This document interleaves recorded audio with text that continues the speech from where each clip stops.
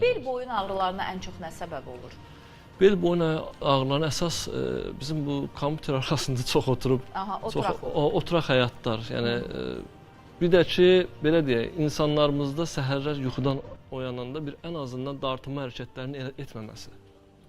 İnsanlar dartınma hərəkətini səhər oyanan. Deyə bilərsiniz hansı hərəkətlərdir onlar?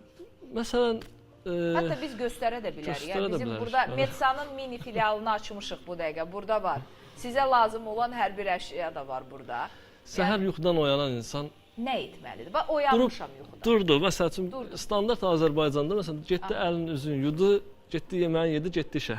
Yəni, budur. Bəziləri də getdi təzdən yatmağa. Bəziləri bəli. Onlar ağ adamlardılar.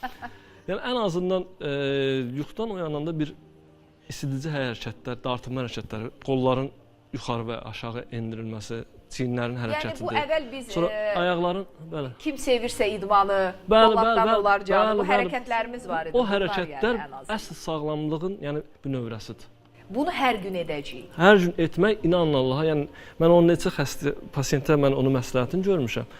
Onlar deyib ki, ay doktor, valla mən dərmansız, iynəsiz, mənim ağrılarım artıq demirlər ki, yox. Yəni bunu gündə neçə dəfə edəcəyik, bax bu hərəkətləri? Gün ərzində elə yuxudan oyananda bir dəfə etmək kifayət edir. Yox, mən sualı düz qoymadım. Neçə dəqiqə edəcəyik? Yəni, məsələn, varmı 10 dəfə bunu belə, 15 dəqiqəlik bir məşq, belə deyək, isinmə hərəkətləri kifayət edir ki, artıq biz günə sağlam başlayaq. Ağrısız başlayaq. Bu qol, boyun hərəkətləri var, boyun.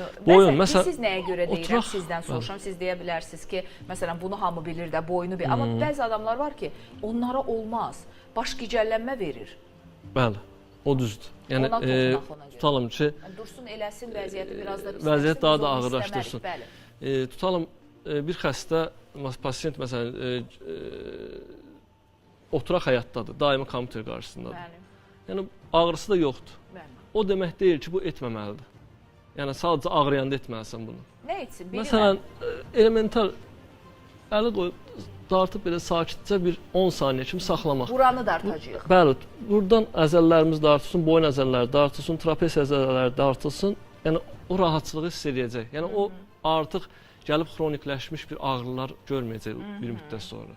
Və yaxud da sola doğru və önə, arxaya doğru. Hərəsinə 10 saniyə məsələn, bunları etsə, gün ərzində məsələn, tutalım ki, yarım saat, 40 dəqiqə bu adam kompüter qarşısında əyləşir. Əslində durmaq lazımdır. Yəni 20 dəqiqədən bir ən azından durub hərəkətlər edib elə oturmaq lazımdır kompüter qarşısında. Burada ayaqlara da yazıqdır, ayaqları da düşünmək lazımdır. Hərəkətsiz qalırlar. Təbii ki, dizlər də güclü vəziyyətdə, eyni vəziyyətdə qalır. Mən bir gün